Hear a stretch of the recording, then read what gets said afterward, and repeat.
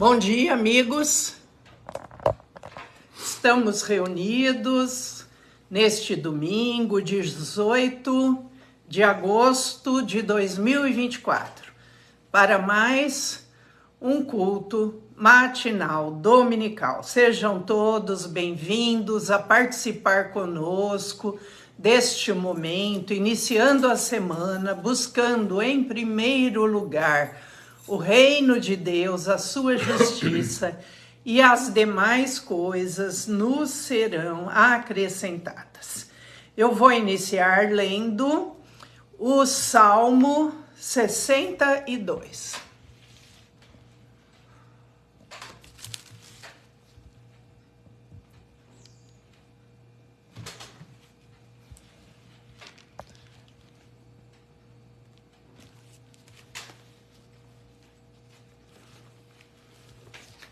Salmos 62. Somente em Deus, ó minha alma, espera silenciosa, dele vem a minha salvação.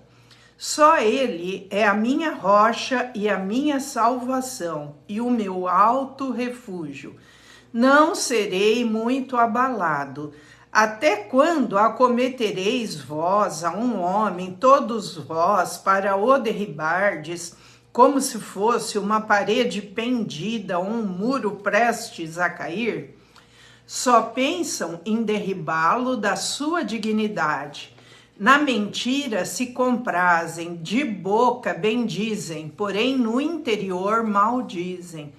Somente em Deus, ó minha alma, espera silenciosa, porque dele vem a minha esperança. Só ele é a minha rocha e a minha salvação, e o meu alto refúgio, não serei jamais abalado.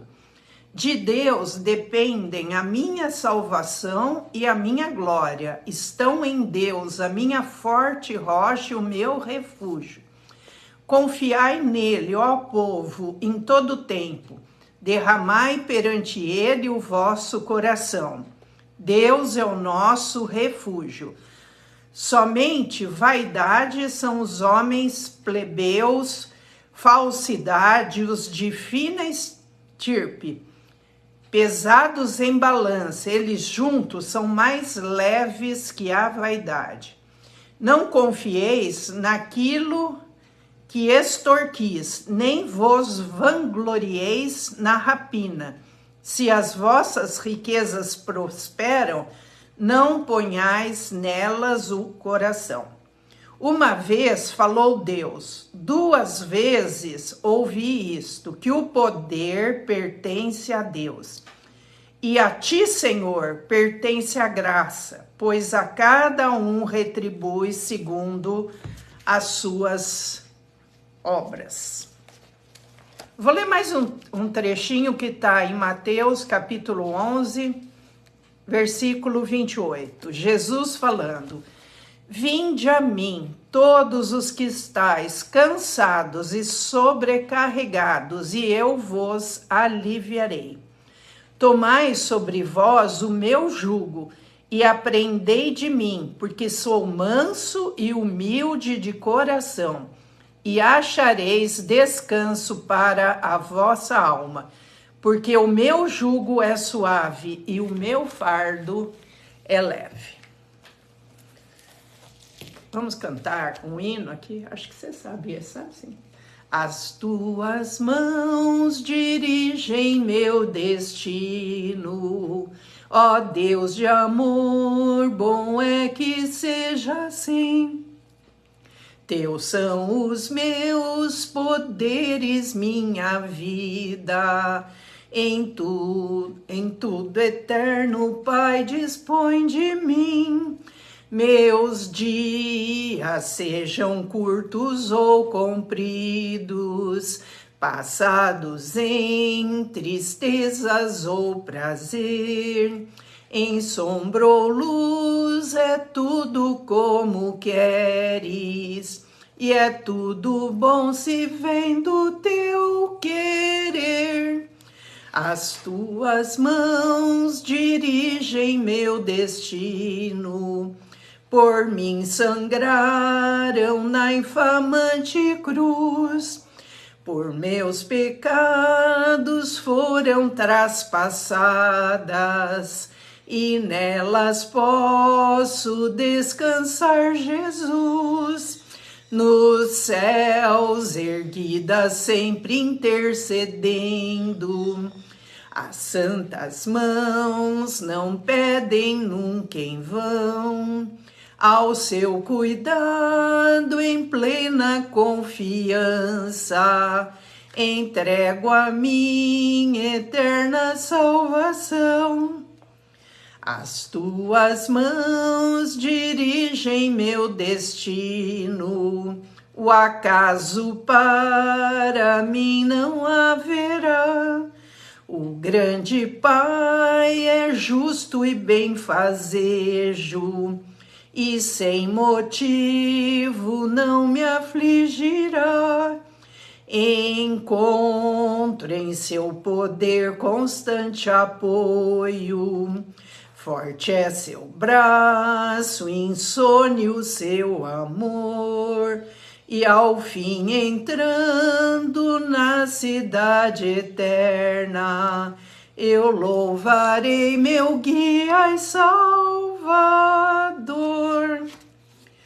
Senhor nosso Deus, nosso Pai, nós te agradecemos, Senhor, por termos esse amparo no Senhor, porque as tuas mãos dirigem o nosso destino.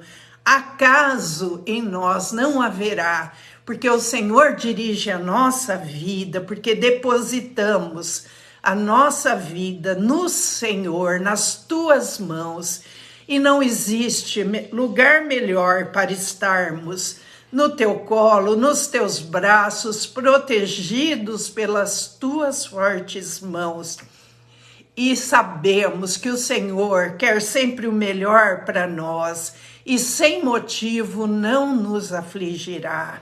Ó Deus, obrigada, Senhor, por termos esse constante apoio no Senhor. Por isso não temeremos mal algum, porque o Senhor está conosco, o Senhor nos guarda, o Senhor nos livra de todo mal, e o Senhor não permitirá que os nossos pés vacilem, nem que nos desviemos, Senhor, do teu caminho, porque pedimos, guarda-nos, Senhor, no teu caminho, e não permitas que venhamos nos desviar, porque sabemos que os homens maus querem nos afastar do teu caminho, mas o Senhor envia os teus anjos para nos guardarem nos teus caminhos, e que o mal não nos afligirá. Obrigada, Senhor, porque cremos no Senhor Jesus, que disse: vinde a mim todos vós que estáis cansados e sobrecarregados, e eu vos aliviarei. Jesus amado, nas tuas mãos entregamos nossa vida, porque o Senhor derramou a sua vida, suas mãos foram cravadas naquela cruz, e o Senhor é que nos dá a vitória sobre o pecado, sobre o mal. Por isso, Jesus querido, sustenta-nos na tua mão e fica conosco, como o Senhor prometeu: estarei convosco todos os dias até a consumação dos séculos. Obrigada, Jesus. Obrigada, Jesus. Abençoa, Senhor, agora o estudo bíblico que vamos ter. Derrama sobre o Michel a tua unção, o teu Espírito Santo, a tua sabedoria, que ele possa transmitir aquilo que o Senhor tem colocado no seu coração. Abençoa, Senhor, a nós também, dá-nos sabedoria e entendimento, e que tudo que for ouvido, Senhor, possa ser alimento espiritual para nós e crescimento em santificação, em graça, em sabedoria, em misericórdia, em amor. Fica conosco, Senhor, no decorrer deste domingo. e no decorrer desta semana. Esteja conosco, Senhor. Nós te louvamos, te agradecemos por tudo, em nome de Jesus. Amém.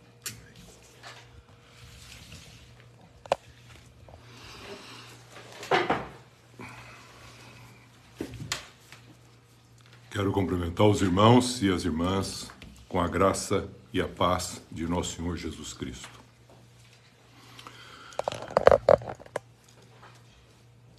Domingo passado nós falamos sobre o Dia dos Pais, o ser pai. Hoje eu quero dar continuidade quanto ao lar cristão, ou a família cristã, para falar do tema o ser filho. Para isso eu vou pegar um texto que se encontra em Mateus, para nós iniciarmos, capítulo 21, a partir do versículo 28 até o versículo 32, para tomarmos esse texto bíblico como referência para nossa reflexão sobre o ser filho. Só para entender dentro de um contexto maior, Jesus estava sendo questionado com que autoridade ele estava fazendo todas as coisas que ele fazia. Então ele estava sendo questionado pelos principais sacerdotes, pelos fariseus, pelos religiosos, pelos escribas, os que estudavam a palavra. Com que autoridade você faz isso? Aí ele fala a respeito de João Batista. E eles não conseguiram saber explicar para Jesus o que estava acontecendo, se aquele batismo era de Deus ou era dos homens. Como eles não responderam, Jesus falou também, não digo a vocês com que autoridade eu estou fazendo isso. E é isso que nós vamos poder entender o sentido dos títulos que nós temos de pai e também títulos que temos de filhos. Porque pai e mãe são homens e mulheres que um dia cresceram, amadureceram sexualmente e Deus proporcionou, por graça, filhos e filhas. E quando eles recebem meninos e meninas, eles passam a chamar de filhos e filhas, que são herança dada por Deus para que na família o homem se alegre, dê continuidade no propósito para que Deus fez o homem fecundos para encher a terra de filhos que tivessem a imagem e a semelhança de Deus. Mas já vimos também que o homem passou a formar filhos à imagem e à semelhança dele, afastados de Deus. E aí nós vamos entender agora o contexto da paternidade e também da filiação, os dois títulos. Falamos já da paternidade e hoje vou falar do ser filho. Jesus diz o seguinte, quando perguntaram com que autoridade você faz isso, ele diz o seguinte, que vos parece? Um homem tinha 2 filhos. Chegando-se ao primeiro, disse, filho, vai hoje trabalhar na vinha. Ele respondeu, sim, senhor, porém não foi. Dirigindo-se ao segundo, disse-lhe a mesma coisa, mas esse respondeu, não quero. Depois, arrependido, foi. Qual dos 2 fez a vontade do Pai? Disseram, o segundo. Declarou-lhes Jesus, em verdade vos digo que publicanos e meretrizes vos precedem no reino de Deus.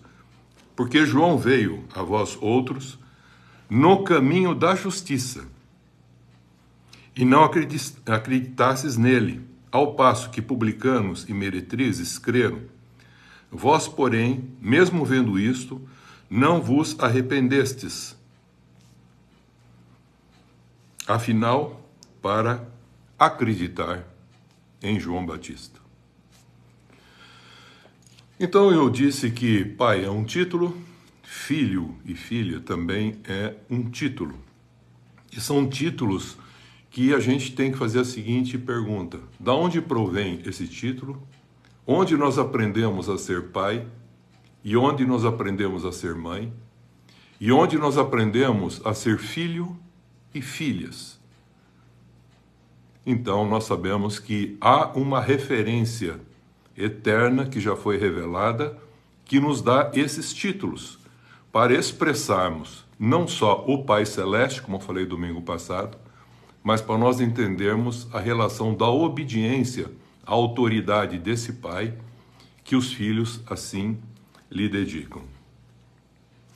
Então, nós temos assim, quer o título de pai, quer o título de filho, uma grande responsabilidade de atitudes, de valores de graça, do amor incondicional e da comunhão e da autoridade que nós acabamos aprendendo com alguém. E esse alguém, Jesus está procurando nos ensinar no transcorrer da sua vida aqui e também com a sua vida, como fazer isso da maneira como ele assim o fez.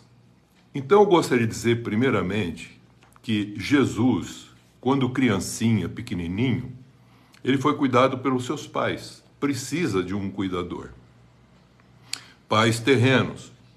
Mas o que é interessante, os pais também falaram a respeito do Pai Celeste para ele. E é interessante que diz que Jesus, quando criança, ele crescia e se fortalecia, enchendo-se de sabedoria. Então, toda criança que nasce, os pais devem ensinar, Provérbios 22:6, a criança no caminho que deve andar, ainda quando for velho, não vai se desviar dele, porque cria nessa criança a referência do amor e do temor de uma referência maior do Pai Celeste. Mas ele mandou seu filho, então nós temos agora uma referência do que é ser um filho desse Pai Celeste. Qual o padrão de um filho que ele gostaria no contexto da obediência. Então Jesus crescia em sabedoria e a graça de Deus, presta bem atenção, estava sobre ele. Isto é, ele estava sendo formado também num contexto da sua fé, com relação ao conhecimento do Pai Celeste, que o pai terrestre e a sua mãe o orientava. Lucas 2:40. Quando Jesus alcança a maturidade, falei isso domingo passado e vou voltar a repetir, já com 12 anos, na sua maturidade sexual, assumindo a responsabilidade agora na sua própria vida, a gente vai perceber que vai falar agora que muda um pouquinho o contexto, como Jesus estava crescendo já como jovem. Agora ele não está apenas com a graça de Deus sobre ele e com sabedoria. Agora ele diz assim, que agora Jesus, Lucas 2:52, ele estava crescendo em sabedoria, veja a palavra agora, estatura e graça, já diante de Deus e dos homens. Então agora ele estava tendo um contexto de expressar com a sua vida a condição de um filho que estava cuidando das coisas do Pai Celeste. E falou para o seu pai e para sua mãe, vocês estão preocupados?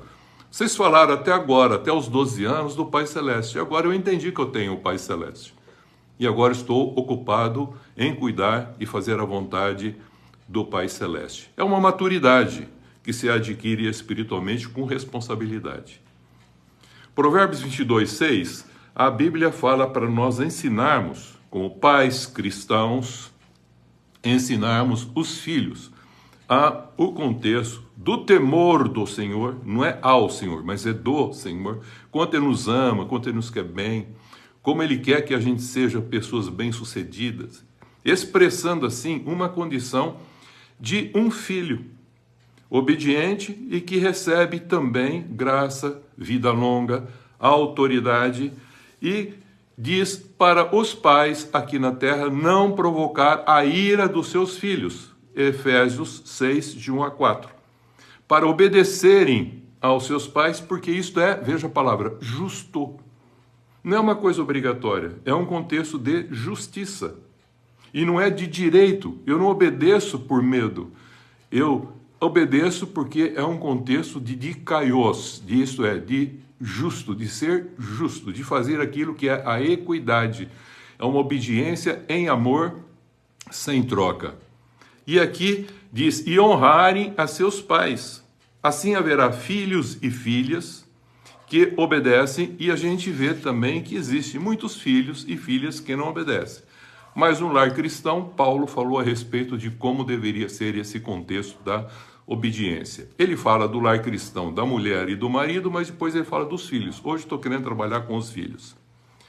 Essa parábola aqui que nós acabamos de ver, que Jesus fala que um homem tinha 2 filhos, ele está se referindo e falando aos principais sacerdotes, aos anciãos do povo, que lhe perguntaram com que autoridade você está fazendo essas coisas. E ele é óbvio, como um filho de Deus agora, cheio do Espírito Santo, que foi gerado pelo Espírito, que foi formado pelo Espírito, que foi crescido, desenvolvido, guiado e agora batizado com o Espírito Santo, está fazendo o seu ministério. E agora ele está revelando essa autoridade que ele recebeu do próprio Pai Celeste para expressar essa autoridade como um filho. Quem te deu essa autoridade? Ó Jesus, o Cristo. Jesus disse o seguinte: o que vos parece? Falando para essas pessoas religiosas, entendidas, principais sacerdotes, que deveriam ter o conhecimento desses títulos e não pegar esses títulos para benefício próprio, mas entender isso. E ele diz: como vocês pensam a respeito disso? Isto, o que vos parece é o sentido assim, o que vocês pensam a respeito dessa autoridade? Como vocês julgam esse contexto da autoridade? Quem é que passa essa autoridade? Como vocês pensam a respeito disso? Qual a opinião de vocês com respeito à autoridade? Da onde provém isso? Da onde provém esses títulos? Então, aqui ele está falando que um homem tinha 2 filhos. Se um homem, macho, tem 2 filhos, subentende que ele se tornou pai. Então, por isso que ele depois vai falar o pai. E também, o filho que nasceu menino ou menina, agora, tendo um pai, tem um contexto de obediência em amor e honra a esse pai, como nós já vimos que a própria palavra ensina. Porque nós temos um referencial de título de pai e filho revelado para nós com o Pai Celeste e o Filho Celeste Jesus Cristo. E se o filho é o título, é óbvio que nós precisamos entender que existe também um contexto de responsabilidade, quer do pai para com o filho e do filho para com o pai. E essa relação é que constitui o que nós chamamos uma família em comunhão, em amor. Porque se é gerado ou é adotado esse filho, não importa. O importante é entender que o pai, com esse título, cuidou dessa criança até ele alcançar a maturidade para entender o verdadeiro sentido, não agora mais de filhos crescendo, mas se tornar depois pais, mas compreender que todos nós viemos de uma condição única, de um só homem, chamado o primeiro Adão. Então nós temos a mesma estrutura. Mas Deus formou um segundo Adão, para mostrarmos um outro contexto que transcende e completa aquele primeiro Adão que foi afastado de Deus. Esse segundo Adão, ele está se referindo ao Filho Jesus Cristo, que nós vamos comentar na sequência. Então, o homem pai, com autoridade, ele se aproxima de um filho e diz para ele o seguinte: vai trabalhar hoje na vinha. O que ele está falando aqui? O pai tem uma vinha e está pedindo para o filho dar uma continuidade. Vinha aqui, no sentido bíblico da palavra, está se referindo ao reino de Deus. Vai trabalhar lá no reino de Deus. Aí você vai perceber que um dos filhos fala assim: sim, mas não vai. Aí o outro filho, ele vai dizer: não quero. Mas depois, ele é arrependido, aí não é o contexto de metanoia, mas arrependido é uma outra palavra que está dizendo metamelanomai, que significa pensando a respeito de alguém, para alguém, por alguém, ou por algo maior, e ele resolve obedecer o pai e fazer a vontade do pai. Aí ele pergunta para aqueles homens que estão questionando a autoridade, e pergunta: então, vocês estão sabendo onde vem a autoridade?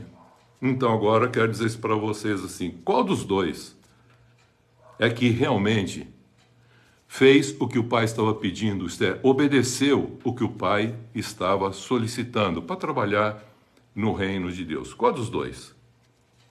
Qual dos dois fez a vontade do pai?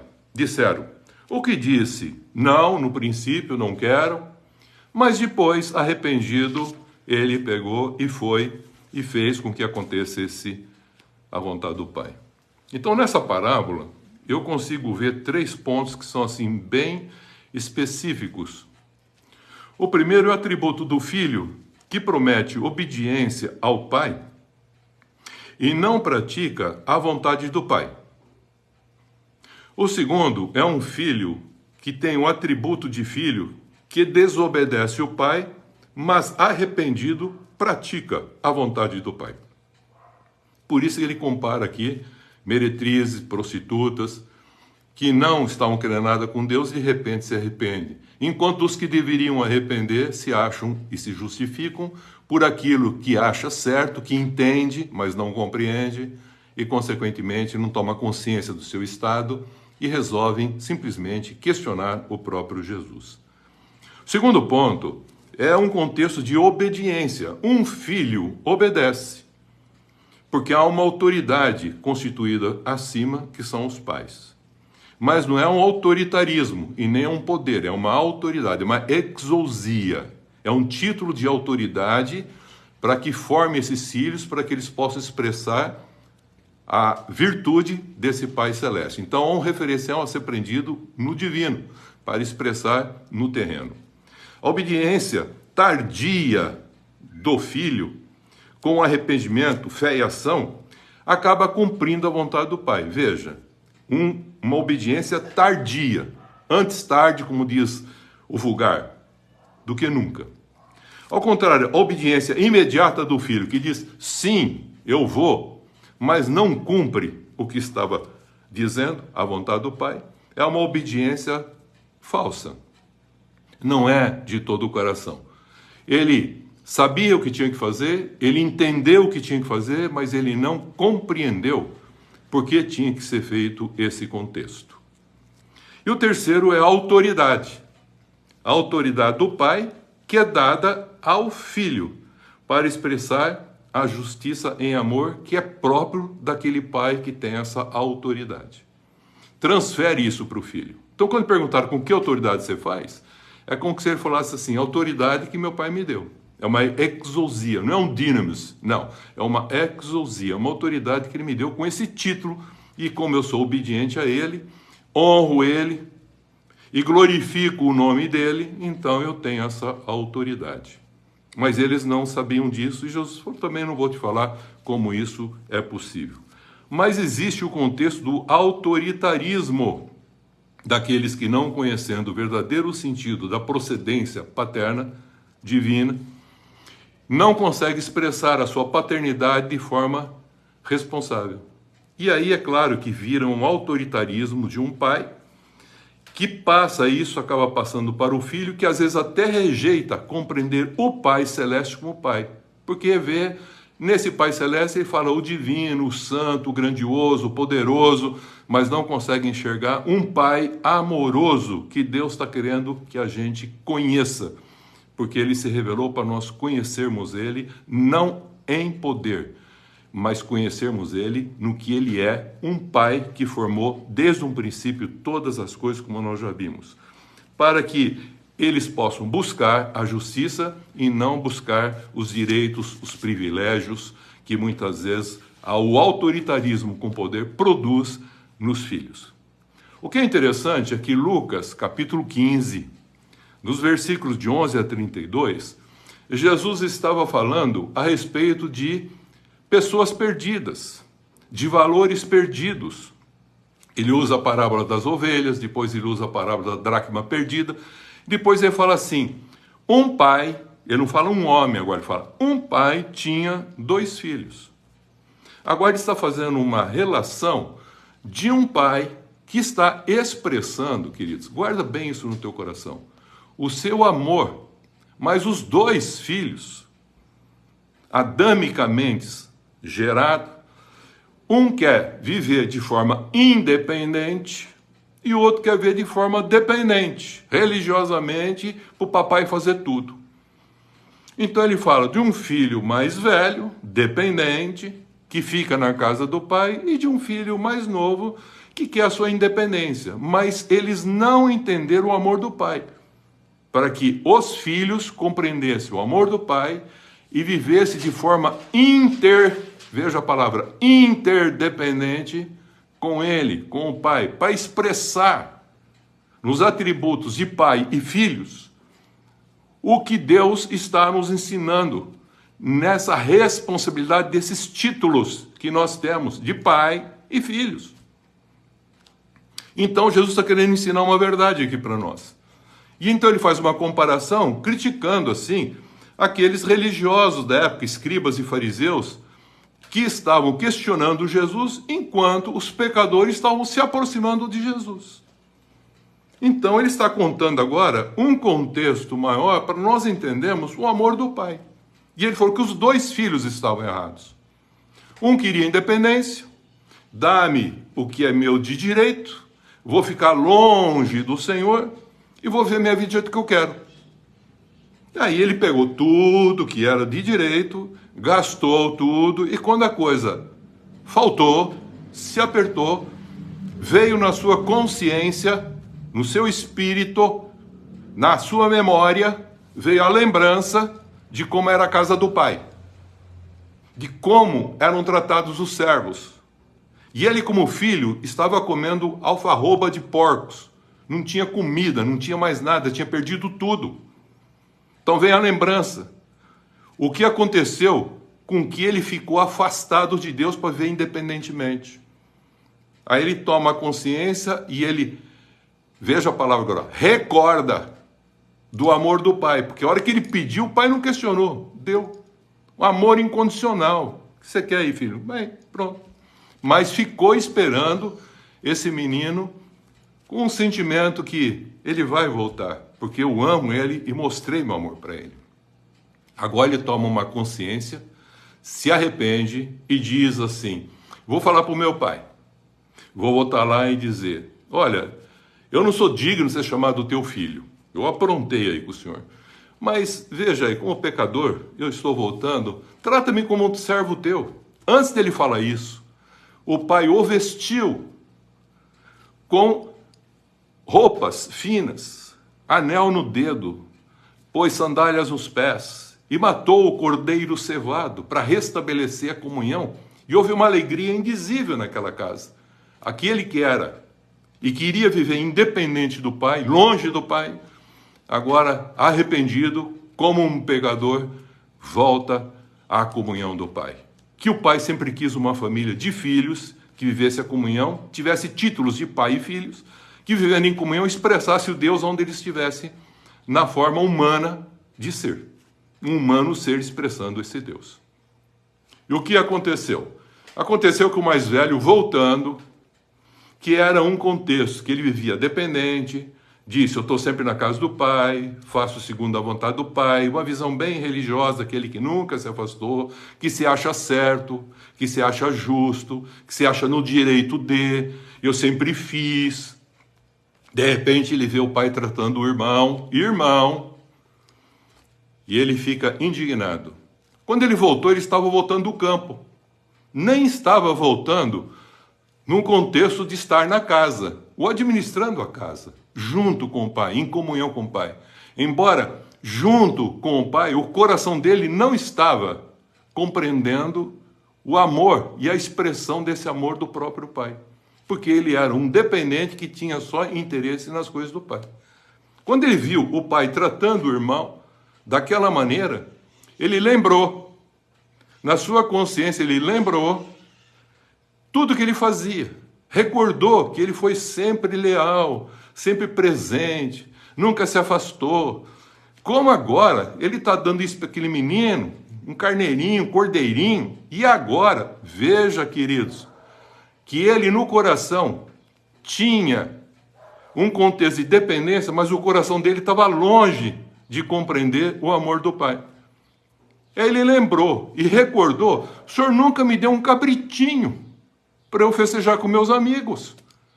Olha, é o seguinte, se quiser você fica com o teu filho aí, mas ele não é meu irmão. Então tá vendo a comunhão quebrada? Quantas famílias têm essa comunhão quebrada por não compreender esse contexto da autoridade que foi dada no título de pai e no título de filhos, que todos somos irmãos, como já falamos. E o que aconteceu? O pai falou, tudo que é meu, filho, é teu. Não é um cabritinho. O que você quiser é teu. Pega o que você quiser. E o filho não queria aceitar o convite do pai para voltar à comunhão de uma família que tem uma comunhão paterna e entre irmãos, filhos e filhas de Deus. Não quis. Não, você fica com o teu filho. Eu sou teu filho, mas eu não quero ficar com esse irmão. Então, cadê teu irmão? É o que Deus perguntou para Caim quando ele realmente estava se desinteressando e se desentendendo com o contexto da fé do Abel. Aonde está teu irmão? Deus está sempre perguntando à nossa consciência, onde você está? Depois ele pergunta, quem te disse o que eu não disse para você fazer? E o terceiro pergunta, o que você fez? Aí a última coisa, é o quê? Quando ele encontrou o Caim, ele disse, onde está teu irmão? Não é você onde você está, onde está o teu irmão? Quer dizer, há uma relação de comunhão. E quando se perde esse processo, a família torna muitas vezes o que nós chamamos de parente ou parentela. Então aqui nós percebemos que a consciência de cada um são perguntas que Deus faz para que a gente possa tomar consciência da responsabilidade dos títulos que nós acabamos recebendo, quer seja paterno, quer seja de filhos. São títulos, porque somos homens e mulheres que recebemos esse título por condições de gerar ou adotar filhos, pais e mães, e de ser filhos em obediência à autoridade que foi instituída por Deus com uma autoridade sobre nós para termos honra, longa vida e expressarmos exatamente as coisas que Deus assim o quer. Então nós falamos do filho mais novo, do filho mais velho, e a gente percebe a reluta, muitas vezes, daqueles filhos mais velhos, que muitas vezes nós podemos chamar de pessoas que já deveriam estar maduras, suficiente, mas estão reivindicando os seus direitos de primogenitura por ser o primeiro e muitas vezes se achando justos e se auto-justificando. Então, a palavra que fala em Efésios 6, de 1 a 4, Paulo diz o seguinte, que o lar cristão, filhos, sejam obedientes aos vossos pais, porque isso é justo. Veja, isso não é bom, isso não é agradável, não, isso é justo, é dikaios. Então, você vai praticar uma coisa que é justo, que tenha equidade. Então, a obediência não é por medo, a obediência é por respeito a um contexto de autoridade e de amor, de temor do Pai Celeste e temor do Pai, não é ao Pai, é do Pai para com o Filho. O quanto os pais amam cristãomente esses filhos que Deus deu para nós criarmos, que são herança para nós, que é a alegria do nosso lar, mas nós temos a responsabilidade de revelar, de ensinar a respeito do temor do Senhor, para que um dia, ele sendo o Pai, possam transferir esse conhecimento para os seus filhos e revelar o Pai Celeste. Tanto é verdade que o pai de Jesus, depois que morreu, depois dos 12 anos, não fala mais nada a respeito dele, mas ele já era maduro o suficiente para saber diferenciar exatamente o contexto do Pai Celeste em relação ao Pai terrestre, que o ensinou e levou a entender o verdadeiro sentido de ser um humano, ser que expressa o temor de Deus. E assim a gente vai vendo como acontece e como a gente deve crescer e ensinar os nossos filhos por causa desses títulos que nós temos. E é título com responsabilidade. Então os títulos de pai e filhos, exercidos com responsabilidade, com honra, a gente acaba glorificando o próprio Pai Celeste.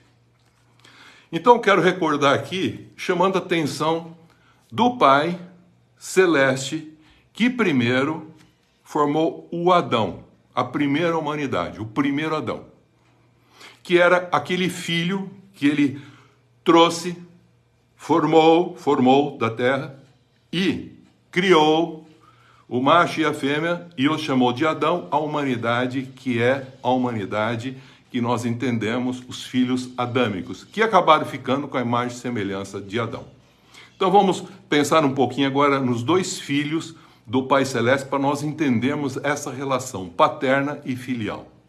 O primeiro Adão, o filho mais velho, ele disse sim quando foi formado, que ele cuidaria do jardim, ficaria interdependente com Deus, não dependente nem independente, e foi trabalhar na vinha, no reino de Deus.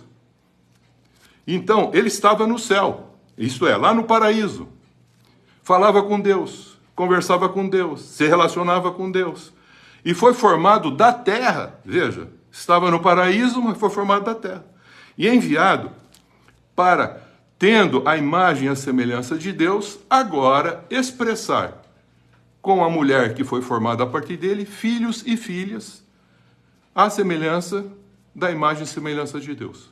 Perderam essa imagem. E essas virtudes invisíveis de Deus, que deveriam ser expressas na forma humana de ser, deixou de existir.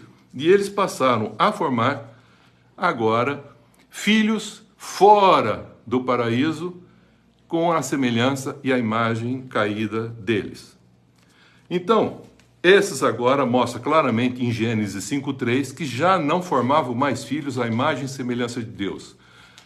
Foram assim formados para ser essa expressão do invisível no visível. E agora eles estavam formando, à semelhança deles, filhos, que são chamados todos nós adâmicos, afastados de Deus. Por isso Jesus está contando aqui um contexto de reconciliação para voltar à comunhão e entender não só o pai, mas também a responsabilidade paterna e filial.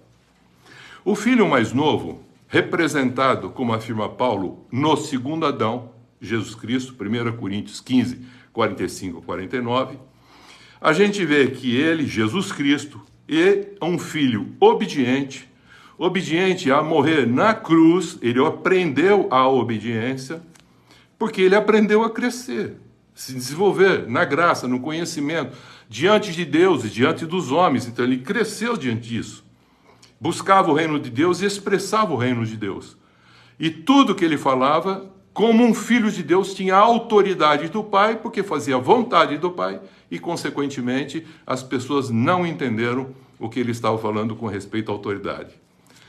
Ele estava na terra, isto é, nasceu aqui num contexto terreno, mas foi gerado pelo Espírito Santo, segundo a imagem e semelhança do Pai Celeste, porque ele foi gerado pelo Espírito de Deus. Depois ele foi batizado com o Espírito de Deus, depois ele foi guiado pelo Espírito de Deus. E agora ele é uma pessoa que, embora terrena, ela é divina. E aí ele veio trazer para mostrar o que é um humano ser, e não apenas um ser humano, mas um humano ser que busca não só a comunhão com Deus, mas também com o próximo, para que haja uma família em harmonia, uma família que agora são de filhos de Deus, que assim o compreende. Todos são filhos de Deus, mas nem todos compreendem o Pai, nem conhecem o Pai. Consequentemente, eles acabam vivendo, muitas vezes, a expressão da semelhança à imagem adâmica, caída, e sem o contexto de compreender o título de pai da paternidade, e muito menos de filho, de responsabilidade em obediência a essa condição de pai. Então Jesus aprendeu a obedecer e foi até a morte de cruz. Ele foi expulso da terra e voltou para o lugar que ele estava, no paraíso, em comunhão com o Pai. E ele deixou aqui agora uma série de pessoas que expressam a sua imagem e semelhança, filhos e filhas de Deus, pequenos cristos, daí chamado cristãos que formam um lar cristão. Então, eu diria agora, como ele fez para aqueles principais sacerdotes e fariseus, eu vou fazer a pergunta agora para nós. Quem fez a vontade do Pai? O primeiro Adão ou o segundo Adão? Se referindo ao Adão formado da terra, o Adão gerado pelo Espírito de Deus. Aí ele fala, como nós trouxemos a imagem do terreno, nós devemos trazer também a imagem do celestial. Então, qual é a imagem celestial? Imagem e semelhança de Deus. Por isso que Jesus declara aqui para eles uma palavra. Ele declara o seguinte: Amém. Quando ele usa essa palavra amém, significa em verdade. Então ele diz assim: em verdade, ele fala assim, em verdade, eu vou dizer para vocês o seguinte. Quando essa palavra amém está no princípio, ele está falando a respeito de uma verdade insofismável. Mas quando ele coloca o amém no final de uma colocação, está dizendo assim seja feito. Esse amém significa em verdade, assim seja feito no final. Mas no princípio da frase, quando ele fala em verdade, eu vou dizer uma coisa para vocês. O que ele está dizendo em verdade? Ele declara o seguinte: publicanos e meretrizes vão penetrar primeiro no reino de Deus do que vocês, religiosos, que se acham justos e se auto-justificam. São filhos adâmicos todos pecadores. Mas vocês não conheceram ainda o Pai. Eu vim para revelar o Pai, mas vocês não querem. Mas os publicanos e as meretrizes, eles ouviram João falando, preparando o caminho, e eles aceitaram e foram batizados. E vocês, vendo isso, não se arrependeram. E aí Jesus faz o seguinte, porque ele fala, João veio no caminho da justiça. Veja, João, ele veio no caminho, veja o versículo 32, da justiça, e não acreditaram nele. Ele não veio no contexto do direito legal, da obrigatoriedade. Não, ele veio no contexto da justiça, de trazer a graça, a revelação do amor do Pai. E aqui ele está falando, e vocês, porém, não fizeram isso, porque até entenderam, mas não compreenderam. Viram, mas não estavam, na realidade, enxergando. Apenas viram, não enxergaram a verdade. Aí ele continua no 33, é muito interessante continuar para entender o que Mateus está falando. Ele diz o seguinte, atentai noutra parábola. Havia um homem, dono de casa, que plantou uma vinha. Quem é que plantou uma vinha? Quem é que plantou o reino de Deus? O próprio Criador. Cercou de uma sebe, construiu nela um lagar, edificou-lhe uma torre, arrendou-a a lavradores. Depois se ausentou do país. Ao tempo da colheita, enviou seus servos aos lavradores para receber os frutos que lhe tocavam. Quais são os frutos que estava tocando do reino de Deus? Filhos à imagem e semelhança de Deus. Não tinha. Tinha tudo que era prosélito religioso judaico, mas não tinha filhos à expressão da imagem de Deus. Aí ele continua falando. E os lavradores religiosos, agarrando os servos, espancaram a um, mataram o outro e apedrejaram. E enviou ainda outros servos em maior número. E mataram os profetas e fizeram tudo o que quiseram. Tratamentos da mesma sorte deram para todos.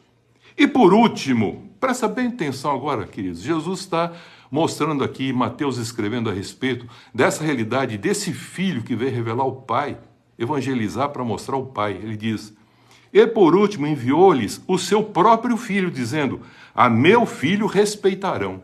A Jesus Cristo vão respeitar. Versículo 35. Mas os lavradores religiosos, vendo o filho, disseram entre si, este é o herdeiro. Então eles tinham consciência que ele era uma pessoa diferente. Esse é o herdeiro. Tanto é que Nicodemos foi procurar Jesus e falou, nós sabemos que o Senhor é de Deus. E ele falou, Nicodemos, é a necessidade de você nascer de novo. Não é ventre materno. O que é carne, mas nascer do Espírito. Porque o que é nascido do Espírito, é ser uma nova criatura. Nicodemos era uma pessoa entendida, mas com medo foi procurar Jesus de noite, para dizer que eles, os fariseus, aqueles que eram religiosos, estavam entendendo o que ele disse aqui. Eles vão saber que ele é o herdeiro, mas vamos matemo-lo e apoderemos da sua herança. Qual é a herança? O reino de Deus. E agarrando-o, lançaram-o fora da vinha, ou seja, tiraram do reino, que deveria ser uma expressão para formar filhos à imagem e semelhança de Deus, mas não, se transformou em prosélito de uma instituição religiosa judaica. E o mataram. Quando, pois, vier o Senhor da vinha, que fará aqueles lavradores? Jesus faz essa pergunta, que será? Responderam-lhe os que estavam ouvindo, responderam a Jesus. Presta bem atenção, não é Jesus que respondeu eles, não. Eles responderam para Jesus o seguinte: sabe o que vai fazer? Vá fazer eles passarem horrivelmente, perecer, esses malvados, e arrendará a vinha a outros lavradores, que lhe remetam os frutos nos seus devidos tempos, que forma filhos e filhas à imagem e semelhança de Deus como um pequeno Cristo. São cristãos, pequenos cristos. E vai fazer isso. Reperguntou-lhe Jesus: nunca leste nas Escrituras a pedra que os construtores rejeitaram? Essa veio a ser a principal pedra angular? Isto procede do Senhor, e é maravilhoso aos nossos olhos. Portanto vos digo, agora Jesus diz, esse portanto é consumado. Agora, explicando tudo isso, eu vou dizer para vocês agora claramente, portanto, vai acontecer isso. O reino de Deus vos será tirado dos judeus. Esse será entregue a um povo que lhe produz os respectivos frutos. Jesus, com seu sangue, comprou para sermos reinos e sacerdotes para Deus e Pai. E formou o que nós chamamos agora igreja. Judeus e gentios, agora uma grei só. Igreja. Todo que cair sobre esta pedra, Cristo, ficará em pedaços, e aquele sobre quem ela cair ficará reduzido a pó. Os principais sacerdotes e os fariseus, ouvindo estas parábolas, entenderam, mas não compreenderam. Entenderam o que era a respeito deles que Jesus estava falando. Que eles também eram pecadores, precisavam de arrependimento, mas não estavam arrependidos. E eles se achavam no direito, no privilégio, pelo que faziam. E Jesus veio trazer cura para quem? Para os perdidos, para os doentes, para aquilo que tinha perdido o valor. Ele veio restaurar essas coisas, para todos agora, ou aceitando, voltasse a ser filhos por adoção do Pai Celeste. E aí ele termina dizendo: e conquanto buscassem prendê-lo, temeram as multidões. Eram homens que temiam a multidão, mas não temia Deus. Temiam homens, mas não temia Deus. Porque essa multidão, consideravam Jesus como sendo o quê? Um profeta. Nem a multidão via ele como filho, e nem os próprios regentes religiosos viam ele como filho. E aqui nós vamos encerrando o pensamento para mostrar a importância e a responsabilidade desses títulos que nós recebemos, porque nós, de repente, crescemos, recebemos filhos, e aí falam: agora você é pai, homem. Agora você é mãe, mulher. E para os filhos que são homem e mulher que nós temos, ele fala agora são filhos e filhas, títulos. E esses títulos têm que ser bem conhecidos de onde provém esses títulos e a responsabilidade desses títulos que são dados. Então, esses títulos não são para ser usados a bel prazer, são usados com responsabilidade para glorificar exatamente aquele que constituiu a família e quer formar essa família, e no final formará essa família. E aí ele falou: você está vendo? Agora, Jesus, quando ele fala a respeito do filho aqui, ele não usa mais o téquina. Quando ele começou aqui, ele estava falando de téquina. Um homem tinha 2 téquinas. Téquinas não é filho legítimo, é filho que foi doado. Foi dado como o quê? Um contexto de graça de Deus para legar a família, que nós temos que cuidar. Como José cuidou de Jesus como um filho, embora não fosse dele, mas era de Deus. Todos os filhos que nós recebemos são por adoção. Ninguém pode afirmar como pai que é filho. A mãe pode dizer: nasceu de mim. Mas o pai tem que ter a fé e expressar essa fé para ensinar o filho o caminho da fé. José assim ensinou Jesus. O que é mais interessante, a gente vai perceber aqui que esses arrendatários religiosos que espancaram Jesus, eles não compreenderam o que Jesus estava querendo ensinar e mostrando a importância dos títulos e também a importância de cuidar do reino de Deus que eles não estavam fazendo. E ele falou: e agora vai dar para outros, para que isso possa acontecer de uma maneira favorável. Então Jesus pergunta: quando vier o Senhor da vinha, que fará aqueles lavradores? E aí eles responderam e Jesus confirmou: realmente vai ser isso mesmo. Ele vai julgá-los e vai, na realidade, colocá-los no seu devido lugar. Portanto, vos digo que o reino de Deus vos será tirado e entregue a um povo que lhe produza os respectivos frutos. Que frutos que é esse? Frutos que expressam as virtudes de Deus e honra a Deus, com os títulos que nós recebemos. Filhos e filhas semelhantes a Cristo, com a imagem, a semelhança de Deus. Era isso, desde o princípio, que Deus estava querendo para referir aos dois filhos, o primeiro Adão e o segundo Adão. Um formado lá no paraíso, mas da terra, e depois lançado para ela, e o outro que estava na terra, formado do Espírito de Deus, e volta para o seio do Pai, para revelar para nós o que é um humano ser, e não apenas um ser humano. Por isso que Jesus fala a respeito da importância de entender ele como homem, Jesus, que é aquele que é o Cristo, o Filho de Deus, que veio morrer para mostrar o caminho. E o caminho é nós, como filhos, seguidores de Jesus, expressarmos nesse caminho, tomando a nossa cruz e fazendo com que agora a gente deixa de expressar o interesse a si para expressar a vontade do Pai e o propósito do Pai para a glória do Pai. Os principais sacerdotes fariseus, ouvindo essas parábolas, entenderam, mas não compreenderam. Então eles não tomaram consciência para um arrependimento. Tem pessoas que falam, entendemos o que você fala, mas nós não compreendemos. Então quem não compreende não prende com, isto é, não tem fé. É apenas crença, porque creem naquilo que entende como sua verdade. Por isso que é dito que o amor de Deus excede todo o entendimento. Ele vai além da alma. Ele vai a nível do espírito, porque ele procede fé, que gera esperança e que expressa com a esperança o amor nessa vida e depois eternamente, porque o amor jamais acaba. Porque o amor que se refere ao ágape, ele fala que ele é paciente, ele é benigno, tudo crê, tudo espera, tudo suporta, porque ele sabe que ele não acaba.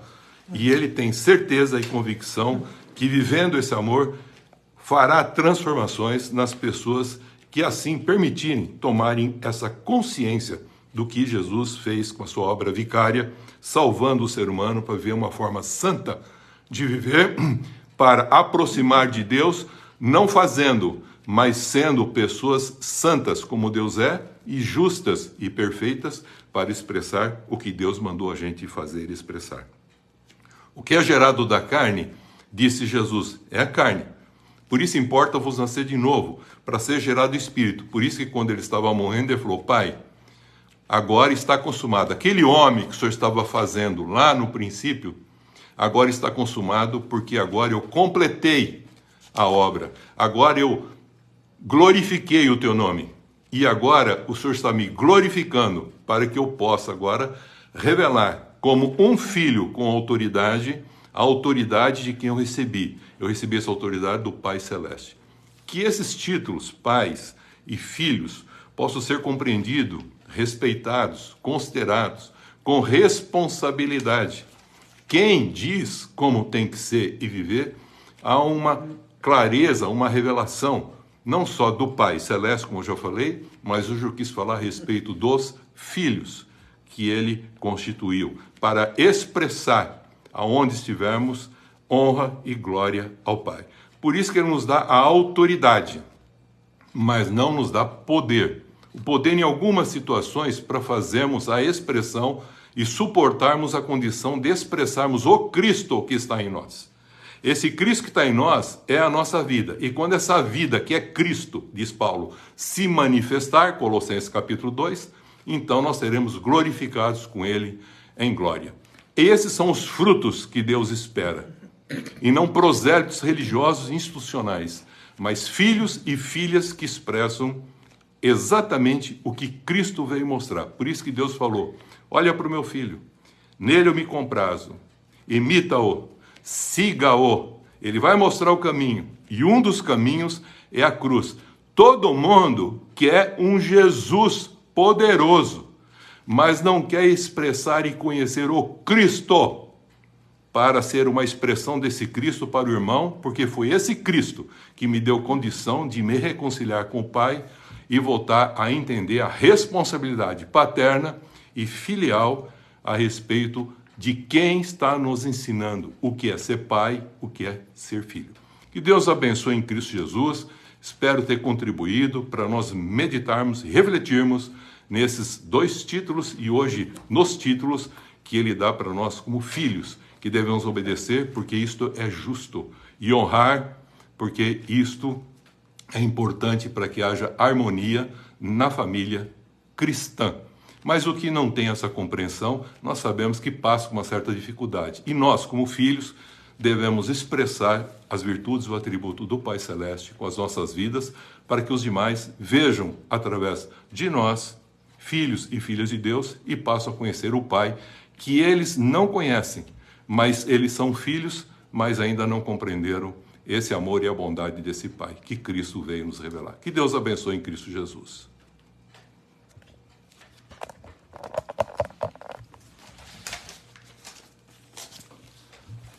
Amém. Por essa palavra maravilhosa, abençoada, de sabedoria sobre essas parábolas que Jesus falava, respondia àqueles que o questionavam, e ele respondia através de parábolas que hoje nós entendemos plenamente. Mas aqueles judeus o ridicularizavam e não entendiam, mas os verdadeiros discípulos de Jesus entendiam. E nós hoje entendemos E compreendemos essas parábolas e os ensinamentos de Jesus, que veio nos mostrar o Pai e nos ensina a ser verdadeiros filhos de Deus aqui na terra. E é isso que nós almejamos, produzir esses frutos para a vinha do Senhor, porque estamos aqui como administradores desta vinha, e que não sejamos como os fariseus, sacerdotes daquela época, que tinham essa missão e não cumpriram. E hoje, nós como igreja, que não nos tornemos como eles, apenas religiosos, mas que possamos cumprir a vontade do Pai através da nossa vida, sendo filhos obedientes que refletem o Pai através das suas vidas. Que esse seja o nosso ideal como cristão, de sermos verdadeiros filhos de Deus. Amém? Deus nos abençoe, Deus nos dê graça, sabedoria durante todos os dias da nossa vida para cumprirmos a nossa missão aqui na terra, como filhos de Deus, já vivendo no paraíso, porque Jesus já abriu o paraíso e nos dá a árvore da vida. E essa vida já começa aqui. E se nós somos verdadeiros filhos de Deus, já estamos no paraíso, e a paz de Cristo inunda desde já o nosso coração. Amém? Então vamos fazer a nossa oração do domingo. Nós iniciamos esta semana. E tomamos posse. Para nossas vidas. Para nossas famílias. Para nossos trabalhos. De uma semana de bênçãos. Uma semana de vitórias. Sempre confiantes nas promessas de Deus. E rejeitamos toda obra maligna contra nós. E que não sejamos usados pelo mal. Em nome do Pai, do Filho e do Espírito Santo. Amém. Deus abençoe a todos. Amém.